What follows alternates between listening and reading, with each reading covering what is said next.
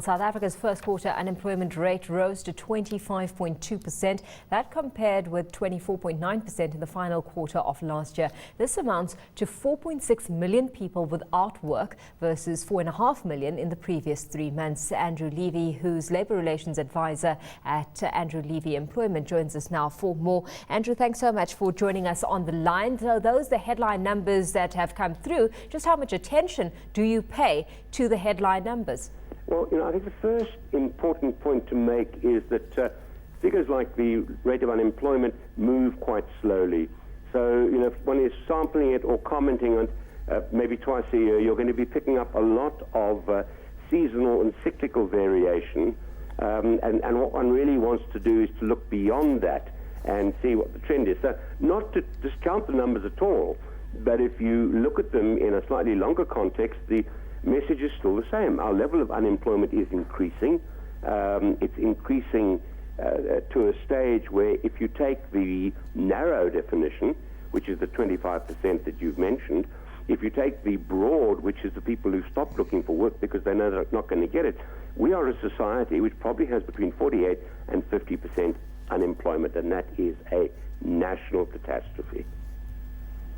It's a national disaster, Andrew. You say that these statistics move slowly, but if you look at the United States of America, and I'm not comparing the two countries, but the United States of America has put in a policy whereby it wants to create jobs, and jobs is their target. Get that rate down from where it was 10% down to 6.5%, and they've done it via quantitative easing. It seems to be working because the rate that we saw from the States on Friday came in 7.5%, and yet ours stays at 25%. It sort of orbits officially 25% and has done so ever since I've been reporting on these figures, which is around about 11, 12 years now. As you say, a disaster. How can we learn from other countries' experiences? Yes, yeah. I think the important point is, and it's a very instructive parallel to look at America, because whatever government does, and I'll return to that in a moment, always comes up against the buffer of its labour market policy, and in particular, its labour law. Now, the other thing that one needs to point out in the light of these figures is that, in point of fact, the wave of strike action, which really is serious at the moment, not only in gold, coal, platinum, is going to lead to a very, very big increase in the figures in the next sample. There are going to be lots and lots of layoffs as a result of that. So on the one hand, we have the strike action. On the other hand, we have a very sticky and inflexible labour market policy, which means that whatever government does is going to have to overcome that, and it doesn't seem able to.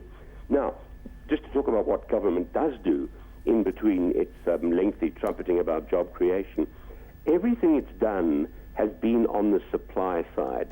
So it puts in the Skills Development Act.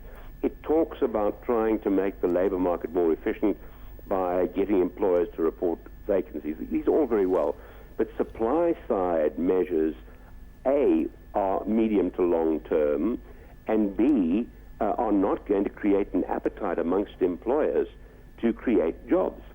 So it really needs to be short-term demand-side stimulus. Now, having said that, I think the much-vaunted job subsidy for first-time labour market entrants is a very good starting point, but again, it's 3 years since this was first raised, and nothing's been done. So government really needs to attack the demand side.